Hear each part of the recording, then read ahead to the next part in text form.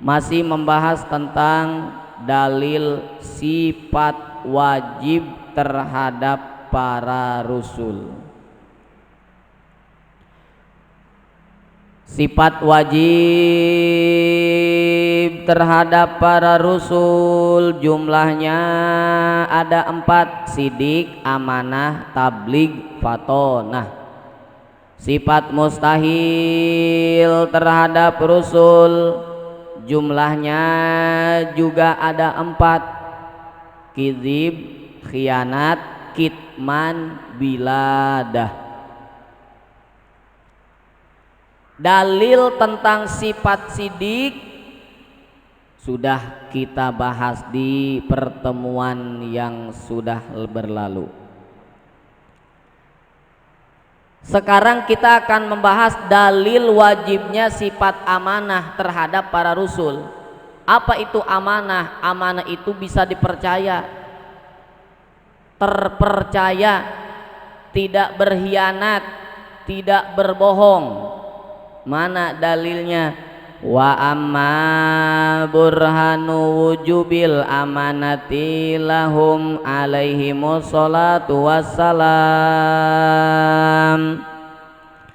Adapun dalil wajibnya sifat amanah terhadap para rasul, yaitu pali annahum law khanu bi fi'lin muharramin aw makruhin lan kolabal muharramu awil makruhu ta'atan fi haqqihim. Rasul itu wajib menurut akal kita mempunyai sifat amanah. Amanah itu bisa dipercaya. Rasul dakwah Islamiyah atas perintah Allah Subhanahu wa ta'ala. Rasul menjelaskan, ayo laksanakan sholat, ini sholat hukumnya wajib. Tinggalkan perbuatan zina, perbuatan judi, karena itu perbuatan yang diharamkan oleh agama. Jauhi perbuatan-perbuatan makruh, karena perbuatan makruh tidak diperintahkan oleh agama. Perbuatan makruh itu adalah perbuatan yang dibenci. Rasul menyampaikan itu, yang wajib laksanakan, yang haram jauhi, yang makruh pun jangan dilaksanakan. Menurut akal kita, para rasul pasti memegang amanah tersebut, jujur, tidak berbohong. Rasul menyuruh seperti itu, berarti Rasul pun melaksanakannya. Melaksanakan sholat, menjauhi zina, menjauhi judi, menjauhi perkara makruh. Menurut akal kita wajib, karena Rasul itu adalah utusan Allah Subhanahu wa ta'ala. Kalau Rasulnya tidak amanah, tidak jujur alias berbohong, berarti sama Allah juga berbohong. Nah, sedangkan menurut akal kita itu mustahil. Maka pali annahum law khanu, kalau seandainya para rasul berkhianat dengan cara apa? Bifi'lin muharramin aw makruhin. Rasul padahal melarang zina, tapi Rasul melakukan zina. Umpamanya Rasul melarang kita sebagai kaum laki-laki melihat kelamin istri, itu kan perkara makruh. Rasul melarang, tapi Rasul berkhianat malah melakukan itu. Seandainya Rasul berbuat haram, seandainya Rasul berbuat makruh, lan kolabal muharramu awil makruhu, nanti akan tertukar, Pak. Perkara haram, perkara makruh akan tertukar dengan perkara yang harus kita taati. Kan perkara ada 3. Ada perkara yang wajib kita taati, ada perkara yang wajib kita jauhi, yaitu yang haram. Ada perkara yang makruh. yang dibenci. Sekarang menurut akal kita, kalau Rasul melakukan zina, ya, kalau Rasul melakukan perkara yang makruh, kan kita bingung, ini mana sih perkara yang wajib, mana sih perkara yang haram, kok Rasul melakukan zina? Nanti kan ada prasangka, oh berarti zina itu perkara wajib, kan gitu. Kalau Rasul melakukan perkara makruh, nanti kita juga bingung, wah jangan-jangan melihat kelamin istri hukumnya menjadi wajib karena Rasul melakukan. Nah, kalau terjadi seperti itu, lan kolabal muharramu awil makruhu to'atan, akan tertukar semuanya, mana yang makruh, mana yang haram, mana yang harus ditaati, mana yang wajib ditaati oleh kita. Bingung nantinya, kita tidak bisa membedakan mana haram, mana makruh, mana wajib. Kalau Rasul berkhianat, sedangkan wajib menurut akal kita, para Rasul itu amanah, menyampaikan ini dia menjaga hal itu, menyatakan ini haram Rasul menjauhi, menyatakan ini wajib dilaksanakan tentu dilaksanakan oleh Rasul, menyatakan ini makruh Rasul pasti meninggalkan perkara makruh karena dibenci oleh Allah. Kalau Rasul melakukan yang haram, melakukan yang makruh, kita bingung, ini sebenarnya mana yang haram itu yang mana, yang makruh yang mana, yang wajib ditaati yang mana, bingung, kita tidak bisa membedakan. Nah, maka wajib menurut akal kita, Rasul memiliki sifat amanah, bisa dipercaya karena Rasul adalah utusan Allah Subhanahu wa ta'ala. Contoh ke para ustadz atau para kiai, zaman sekarang sudah zaman modern, banyak ustadz yang terjerumus perbuatan zina, perbuatan judi, banyak. Makanya ustadz banyak yang punya HP 3 Pak. Yang satu buat jadwal undangan, yang satu buat mabar judi online sama temennya, yang satu lagi buat channel jablay. Banyak, karena zaman sudah modern. Kita sebagai umat tahu, nanti kan bingung, oh apakah zaman sekarang jablay sudah menjadi perkara yang halal kali ya, kan gitu. Apa gara-gara zaman modern judi online, kan dulu mah judi itu kan terang-terangan membanting kartu, sekarang kan lewat online, medianya lewat HP. Oh mungkin kalau lewat HP mah judi itu enggak haram tapi halal, boleh. Kan kita sebagai umat menjadi bingung. Nah nanti akan tertukar, mana yang wajib harus ditaati, mana yang haram, mana yang makruh. Menurut kita, menurut akal kita, wajib atau tidak para ustadz, para kiai memiliki sifat amanah? Wajib enggak? Wajib menurut akal kita.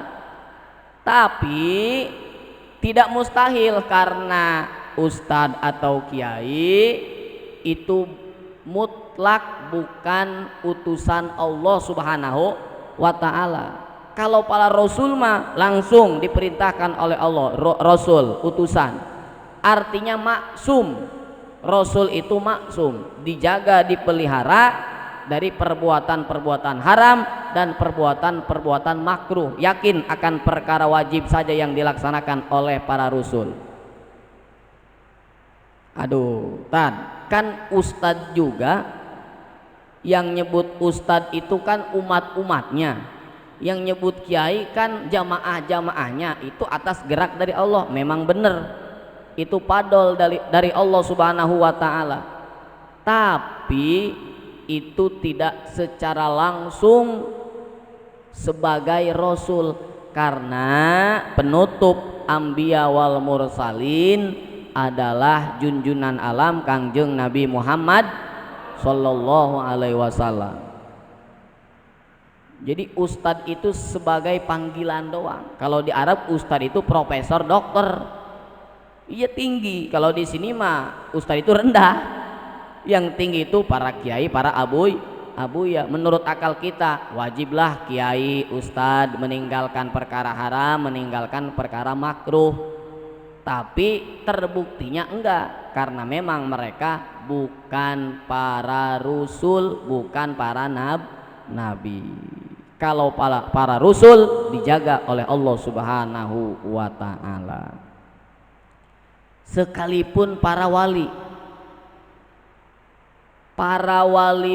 Allah itu kan mahfuz, dijaga oleh Allah dari perbuatan-perbuatan dosa. Tetap ketika misalkan ada para wali yang merokok itu kan hukumnya apa? Sunnah. Susah nahan kalau habis makan. Makruh Pak. Tapi kita lihat banyaklah para wali yang merokok. Itu tidak jadi masalah karena wali itu bukan rasul. Ya, pangkat wali itu dapat dari Allah, tapi mereka bukan termasuk golongan anbiya wal mursalin. Kalau anbiya wal mursalin wajib hanya perkara yang taat yang dilaksanakan oleh para anbiya wal mursalin. Haram dijauhi, makruh dijauhi. Kalau sampai dilaksanakan nanti kita bingung mana yang haram, mana yang makruh, mana yang halal atau yang wajib kita laksanakan. Mustahil para rasul berkhianat, wajib para rasul memiliki sifat amanah. Apa alasannya? Li'annallaha ta'ala amarona bil iktida bihim. Rasul wajib memiliki sifat amanah, mustahil berkhianat. Apa alasannya? Karena Allah memerintahkan kita. Merintah apa? Bil iktida'i bihim, untuk mengikuti jejak langkah para anbiya wal mursalin.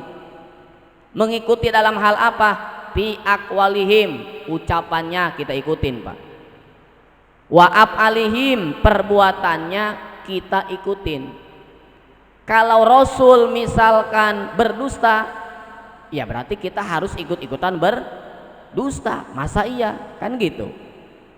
Kalau Rasul berbuat judi, perbuatannya bermain judi, berarti kita sebagai umatnya harus main judi, kan mustahil. Nah, makanya mustahil para anbiya wal mursalin berbuat khianat, karena kita diperintah oleh Allah untuk mengikuti Rasul dalam ucapannya. Rasul ucapannya lembah lembut, kita lemah lembut. Rasul ucapannya tegas, kalau melihat kemaksiatan langsung dihindari, kita pun harus ikut. Rasul pekerjaannya melaksanakan sholat, puasa, sodakoh dan lain sebagainya, kita ikuti, wajib, karena perkara-perkara tersebut diperintahkan oleh Allah Subhanahu wa ta'ala. Apakah Allah tidak merintah para rasul untuk melakukan perkara haram? Wala ya'murullahu ta'ala bifi'lin muharramin. Allah tidak merintahkan para rasul untuk melaksanakan perkara haram, enggak. Wala taqrabuz zina, jangan mendekati zina, berarti dijauhi. Wala makruhin, Allah juga tidak memerintahkan para rasul untuk melaksanakan perkara makruh, enggak. Jadi rasul diperintah oleh Allah untuk melaksanakan taat, jauhi perkara haram, jauhi perkara makruh. Semua itu ditaati oleh para anbiya wal mursalin. Supaya apa? Supaya tidak tertukar, supaya kita tidak pusing mana haram, mana makruh, mana yang harus ditaati. Nah, itulah dalil sifat wajib amanah terhadap para rasul, mustahil khianat. 2. Yang ketiga, sifat tabligh. Tabligh itu menyampaikan. Rasul diperintahkan oleh Allah, sampaikan nih dakwah tentang sholat, disampaikan oleh Rasul.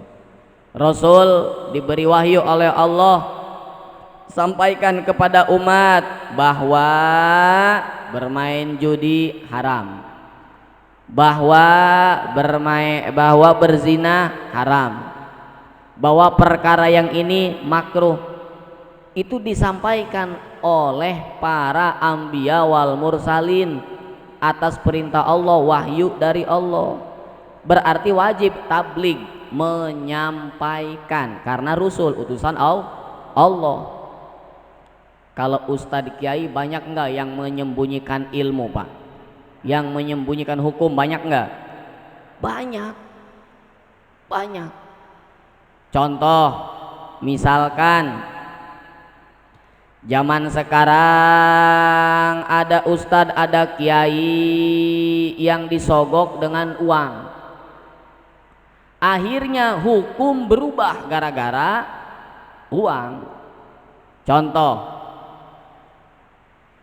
dalam urusan talak, ya, talak itu tetap jadi walaupun dalam keadaan marah, jadi. Atau mentalak istri dengan ucapan talak 3, langsung jadi 3. Tapi gara-gara itu orang silaturahmi ke kiai, kiai, ustadz, saya mentalak istri saya dengan ucapan saya talak 3 sekaligus. Itu gimana kiai, ustadz? Kan itu hukum sejujurnya langsung jadi talak 3. Tapi karena itu ustadz disogok, ustadz malah berfatwa, udah, jangan bilang siapa-siapa, diterima itu amplop, itu duit, jangan bilang siapa-siapa, nggak apa-apa, udah, walaupun udah bilang talak 3, udah, baru jatuh 1 doang, udah masih punya 2. Kan itu menyembunyikan hukum, berarti tidak amanah, tidak tabligh. Nauzubillah min dzalik. Menurut akal kita mah wajib amanah, wajib tabligh, tapi kan para kiai, para ustadz tersebut bukan Rasul, bukan utusan Allah. Awas, hati-hati. Kalau para anbiya wal mursalin wajib tabligh. Mana dalilnya? Wa hadza bi ainihi huwa burhanu wujubi salisi. Yang tadi yang sudah dijelaskan dalam penjelasan sifat amanah, zatiyahnya, isinya itu huwa burhanu wujubi salisi, di dalamnya sudah terkandung menjadi dalil wajibnya sifat tabligh terhadap para rasul. Mustahil para rasul kitman, menyembunyikan hukum dari Allah Subhanahu wa ta'ala. Jadi penjelasan tadi wajib amanah, maka mustahil berkhianat. Kalau sudah amanah berarti akan menyampaikan, mustahil menyembunyikan. Jadi dengan penjelasan amanah tadi sudah menjadi 2 dalil, sifat amanah dan sifat tabligh. Sidik, amanah, tabligh. Yang keempat, patonah. Patonah itu artinya cerdas. Menurut akal kita wajib enggak para rasul cerdas? Wajib. Kalau enggak cerdas bagaimana menyampaikan hukum? Walaupun di sini tidak ditorehkan oleh mu'alif hadzal kitab tentang dalil patonah, tapi sudah jelas rasul orangnya benar, berarti orang yang benar itu pinter. Orang yang pinter belum tentu benar. Rasul amanah, bisa dipercaya. Rasul menyampaikan hukum, menyampaikan ilmu, berarti orang yang cerdas, orang yang pinter. Wajib menurut akal kita para rasul memiliki sifat patonah, artinya cerdas. Mustahil biladah bodoh. Kalau rasul bodoh, nanti bagaimana menyampaikan hukum, bagaimana mencontohkan hukum, bagaimana mengajak umat kalau para rasul bodoh? Maka mustahil menurut akal kita para rasul bodoh. Maka sudah jelas sifat wajib bagi rasul ada 4: sidik, amanah, tabligh, patonah. Mustahil kizib, berbohong, mustahil khianat, mustahil kitman, menyembunyikan, dan juga mustahil biladah, artinya bodoh. Mudah-mudahan keimanan kita, ketauhidan kita kepada Allah dan kepada Rasul selalu nambah-nambah sehingga ibadah kita semakin meningkat kepada Allah Subhanahu wa taala. Amin. Ya Allah ya Rabbal alamin. Hadirin yang dimuliakan Allah Subhanahu wa taala, sifat wajib dan mustahil untuk para rasul sudah jelas dalil-dalilnya. Insya Allah di pertemuan berikutnya akan dibahas dalil sifat jaiz terhadap rasul. Sifat jaiz itu kan ada satu, ya, ada satu. Karena para rasul itu sama seperti kita manusia biasa, makan, minum, tidur, jima dan lain sebagainya. Dalilnya mana sifat-sifat tersebut, sifat jaiz para rasul? Insya Allah di pertemuan berikutnya. Wa amma dalilu jawazil a'radil basyariyah wallahu a'lam.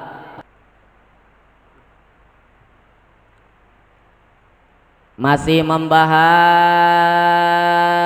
tentang seputar najis. Sekarang bagaimana kalau misalkan ada hewan yang suci seperti kucing? Kucing kan hewan suci. Kemudian itu kucing makan tikus, otomatis mulutnya ada najisnya. Kemudian itu kucing yang mulutnya ada najisnya ngejilat air yang sedikit, air yang ada di dalam ember umpamanya, air yang sedikit, atau menjilat kecap atau minyak. Nah, itu hukumnya bagaimana?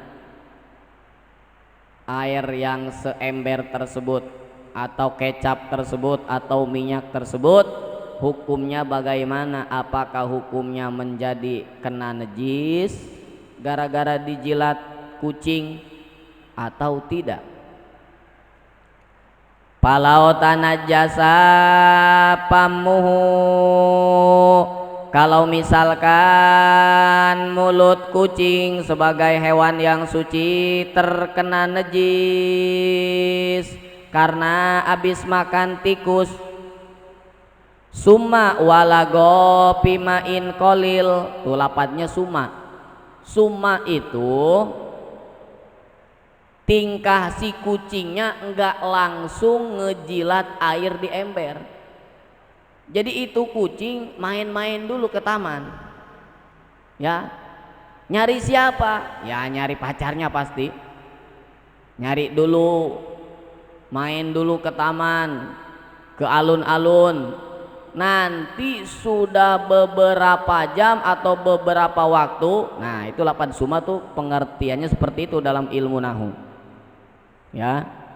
Kemudian setelah beberapa jam atau beberapa waktu, walago pimain kolil, itu kucing baru menjilat air yang satu ember yang sedikit, atau menjilat minyak atau kecap, au ma'iin, perkara yang encer seperti minyak, kecap.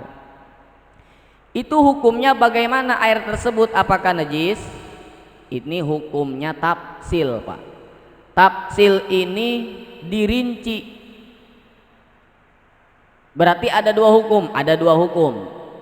Gimana? Yang pertama, pain kana ba'da ghaibatin yumkinu fiha taharatuhu. Kalau seandainya itu kucing habis makan tikus kemudian leng, nggak ada. Misalkan nih, Pak Epo lihat ada kucing makan tikus, tiba-tiba leng aja nggak ada. Mungkin ke jalan raya, mungkin ke taman, atau mungkin kemana. Tuh, nggak ada. Pain kana ba'da ghaibatin. Pada waktu tidak ada tersebut, ada kemungkinan yumkinu fiha taharatuhu, ada kemungkinan itu kucing membersihkan mulutnya yang ada najisnya. Dengan cara apa? Biwulugihi pimain kasir, dengan cara itu kucing menjilat air yang besar, ya, atau air yang ada 2 kula.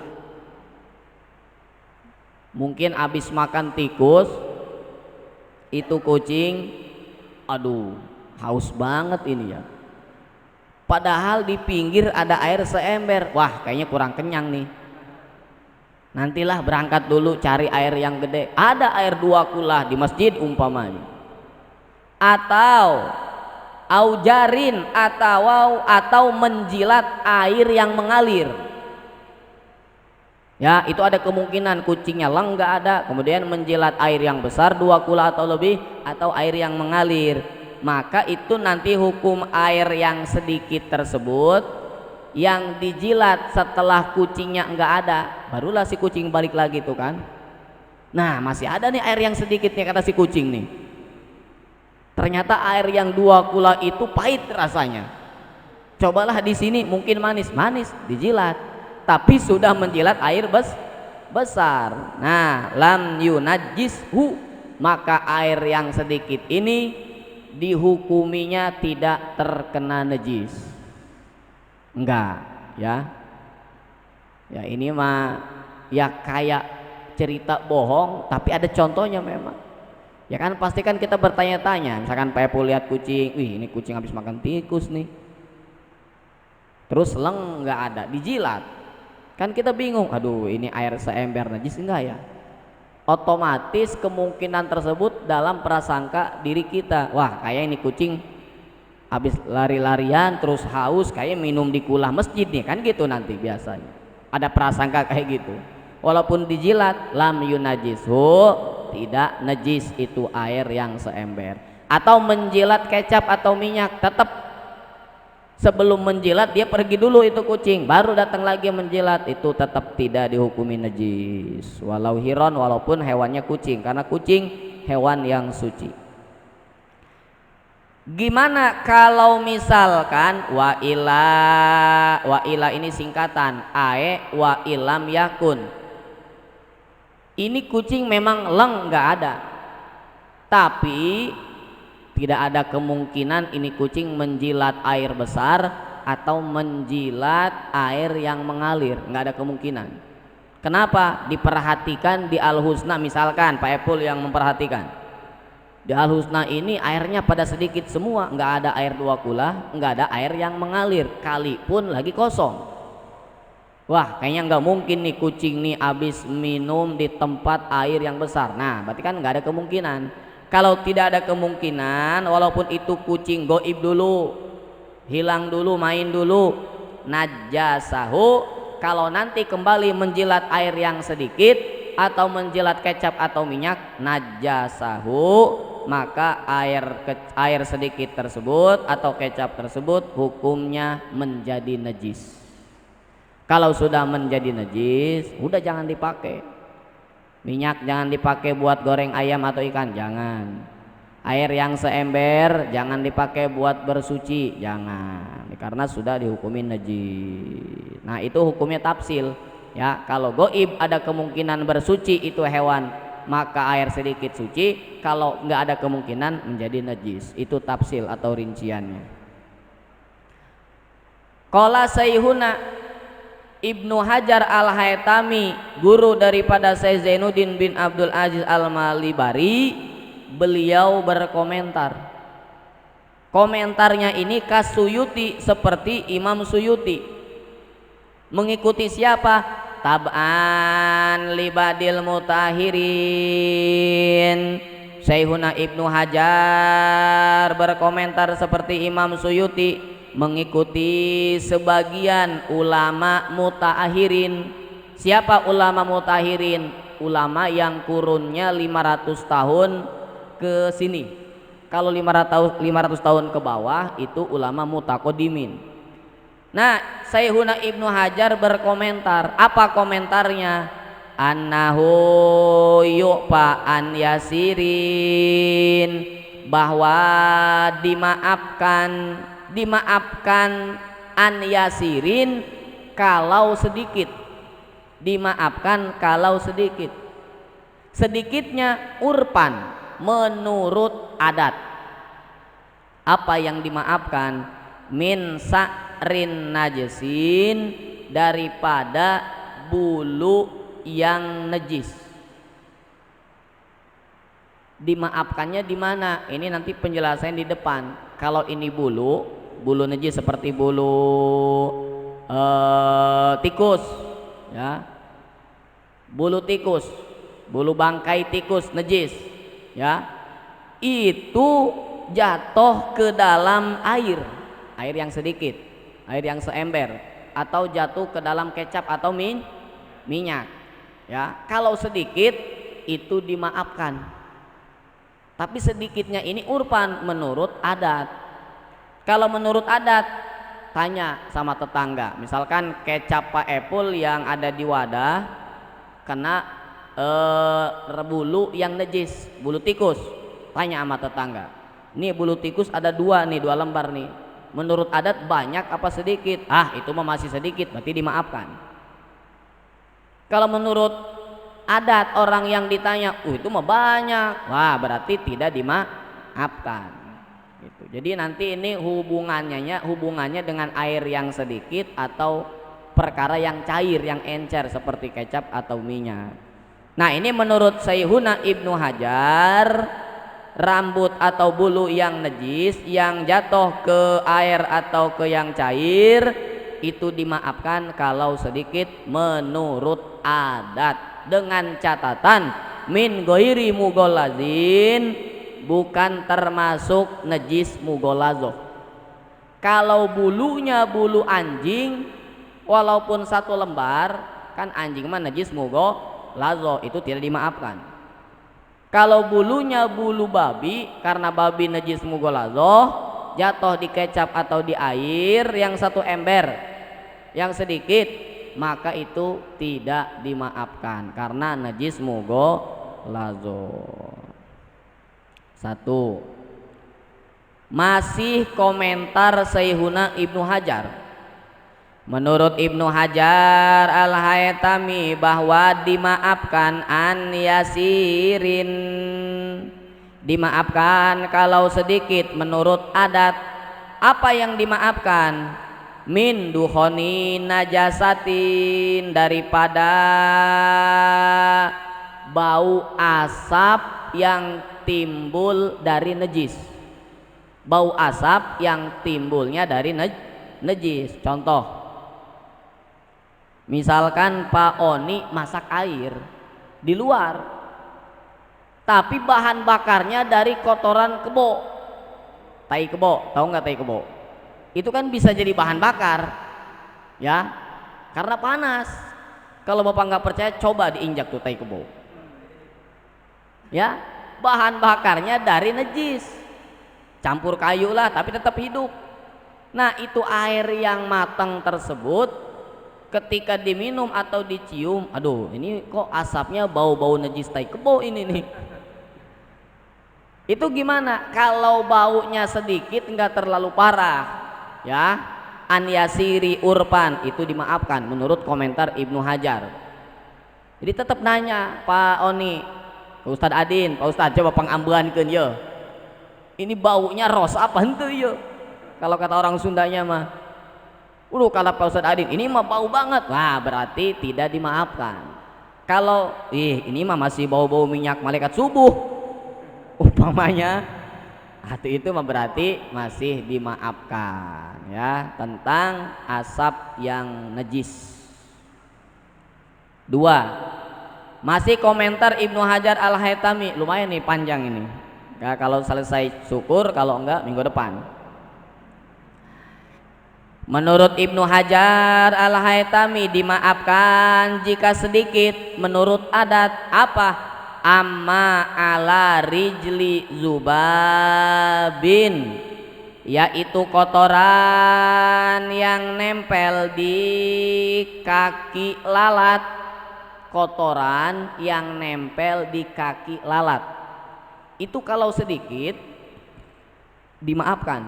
Misalkan nih ada lalat, ya, ada lalat, kemudian untuk bahasa Indonesia naon sih? Hah? Hinggap ya, udah hinggap aja. Rada bingung saya ini. Hinggap apa nih hinggap? Nah, udah. Lalat hinggap ke minuman yang satu gelas atau yang air seember, kan air sedikit. Atau hinggap di kecap atau hinggap di minyak. Lalat tuh ya. Di kakinya ada kotoran. Ya, kan lalat mah di tempat sampah hinggap dia mah. Di rumah-rumah mewah atuh ada. Ya, itu kan lalat pasti di kakinya ada kotoran. Hinggap di air seember atau di gelas kita, ada di minuman kita. Menurut Ibnu Hajar Al-Haytami, kalau sedikit menurut adat itu masih dimaafkan. Ya, dimaafkan. Ustadz, ini mau kotorannya keliat. Ada lalat terbang, kakinya wih, itu makanya kotoran Pak. Oh, ini yang baru dibuang tadi. Misalkan kelihatan, wa in ruwiya, walaupun terlihat, kalau memang sedikit menurut adat tetap dimaafkan, ya. Jadi ini tetap hubungannya harus tanya sama orang. Tanya, misalkan Pak Epul yang lihat lalatnya, nanya sama Pak Junedi. Pak Junedi, saya tadi lihat lalat itu bawa kotoran Pak Oni. Itu segitu ukurannya, sedikit apa banyak? Kalau sedikit berarti dimaafkan, kalau banyak tidak dimaafkan. Gitu. Udah. 3 ya, baru 3. 4. Yang keempat, Ibnu Hajar Al-Haytami berkomentar bahwa dimaafkan jika setitik menurut adat. Apa yang dimaafkan? Ma'ala manfazi goiri adamiin mimma kharaja minhu, kotoran yang ada di lubang pembuangan kotoran, kotoran yang ada di dubur, ya. Tapi goiri adamin, bukan kotoran manusia. Artinya gini, kotoran tersebut kotoran yang ada di hewan, ya, kotoran yang ada di dubur hewan, bukan dubur manusia, bukan. Contohlah burung. Burung suka buang air besar enggak? Iya. Nah, itu burung suka ada yang cebok, ada. Ada, kalau dia itu si burung ke kali atau ke sungai pasti ada proses cebok. Tapi ceboknya pasti tidak sebersih manusia. Namanya juga hewan, beda dengan manusia. Kan tadi manusia mah makhluk yang sempurna, kalau hewan di luar. Walaupun itu cebok pasti ada ma'alaman fazin, kotoran yang nyangkut di dubur hewan tersebut. Karena hewan itu goiri adamin, bukan manusia. Mimma kharaja minhu, itu kalau si burung, ya, misalkan ceboknya itu di air seember kita, air sedikit, itu air yang seember tersebut tidak najis Pak hukumnya. Artinya dimaafkan oleh hukum syara kalau memang sedikit menurut adat. Berarti hewannya harus hewan-hewan yang kecil seperti manuk piit, manuk peking, ya. Kalau hewan-hewan yang besar menurut adat seperti apa namanya, bangau umpamanya, atau burung gagak, burung garuda, burung kakatua, nah itu mah agak besar, itu mah tidak dimaafkan. Ini mah burung-burung yang ukurannya kecil, kotorannya juga pasti sedikit, kecil. Wa ma ala manfazi goiri adamin mimma kharaja minhu, kalau itu burung ceboknya di ember, di air seember yang sedikit, kalau memang kotorannya sedikit menurut adat, menurut Ibnu Hajar Al-Haytami itu dimaafkan.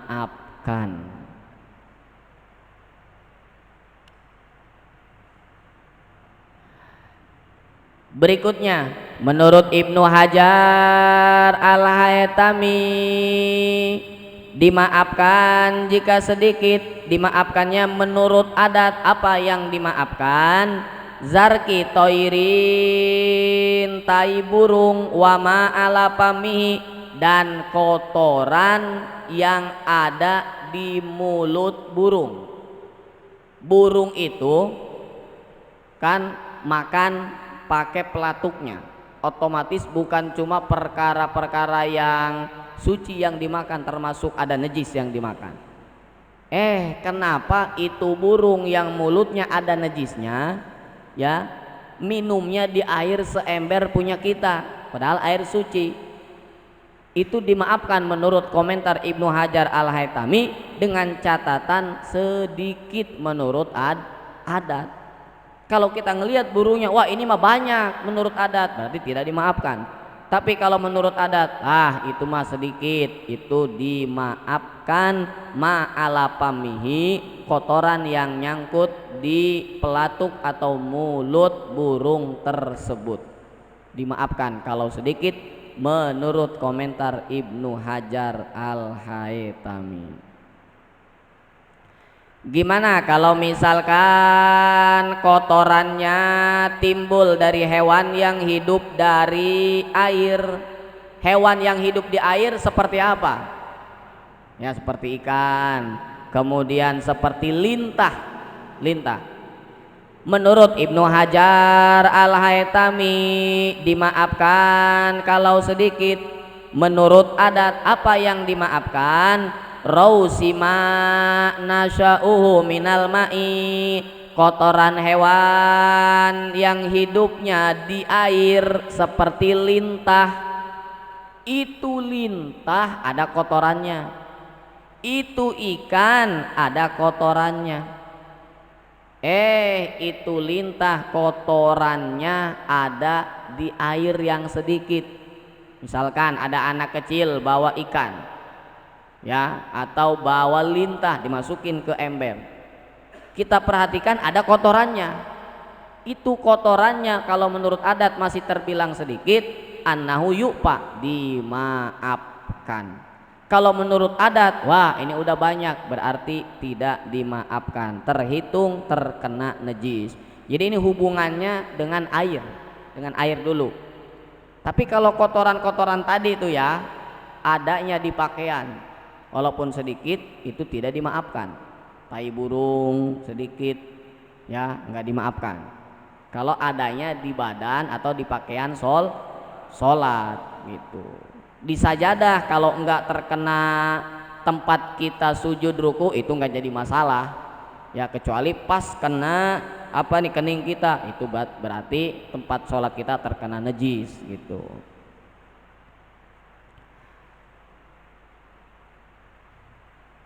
Satu lagi, atau misalkan ada kotoran yang timbulnya dari hewan yang hidup di daun-daun. Hewan apa yang hidupnya di daun? Ulat, ya. Menurut Ibnu Hajar Al-Haytami dimaafkan kalau sedikit menurut adat. Apa yang dimaafkan? Rausimana sya'uhu, kotoran hewan yang hidupnya baina auroki syajarin narojili, yang hidupnya di antara pohon-pohon seperti pohon kelapa, di antara daun-daun pohon kelapa atau pohon pisang. Pohon kelapa ajalah yang banyak. Itu pohon kelapa daunnya allati tustaru bihal buyutu, daun pohon kelapa suka dipakai buat nutupin rumah, buat jadi atap, jadi hatep, ya Pak Haji ya. Sok jadi hatep. Itu kan banyak najisnya, ya, najis yang timbulnya dari ulat. Ulat itu punya kotoran, ulatnya hidupnya di daun-daunan. Apabila itu kotoran ulat ada di dalam air yang sedikit, tapi terhitung sedikit menurut adat, itu masih dimaafkan. Tapi kalau terhitung banyak menurut adat, menurut komentar Ibnu Hajar Al-Haytami tidak dimaafkan. Emang itu daun pohon kelapa buat apa? Nutupin rumah, nutupin atas rumah, jadi atap itu ditutupin rumah, anil matori, dari hujan. Kalau pondok-pondok pesantren Balai Rombeng itu kebanyakan dari hatup, ya, dari pohon kelapa, dari daun pohon kelapa, supaya terhindar dari hujan. Kenapa ini dimaafkan? Haitsu ya'suru saunul ma'i anhu, karena sulit untuk menghindarkan air dari najis tersebut. Contoh, kita punya rumah tersebut atapnya ini dari daun pohon kelapa, kan otomatis itu daun pohon kelapa ada najis hewan-hewan yang hidup di situ seperti ulat. Kemudian terkena hujan, ada air yang di atap tersebut jatuh ke air seember. Nah, itu dimaafkan menurut komentar Ibnu Hajar Al-Haytami. Kenapa? Haitsu ya'suru saunul ma'i anhu, karena sulit buat kita untuk apa? Menghindar dari hal tersebut. Sulit. Lagi hujan gede umpamanya, ya, karena rumah kita memang atapnya terbuat dari daun pohon kelapa, kemudian ada aja air yang masuk lewat sela-sela daun pohon kelapa tersebut, susah buat kita menghindari hal tersebut. Akhirnya ada aja tetesan air tersebut yang masuk ke ember, atau masuk ke kecap, atau masuk ke minyak yang tidak ditutupin. Nah, itu semua menurut pendapat Ibnu Hajar Al-Haytami mengikuti Imam Suyuti dimaafkan kalau memang sedikit. Kalau banyak menurut adat tidak dimaafkan, artinya air tersebut atau minyak tersebut menjadi najis. Qala jam'un wallahu a'lam bishawab. Sedikit lagi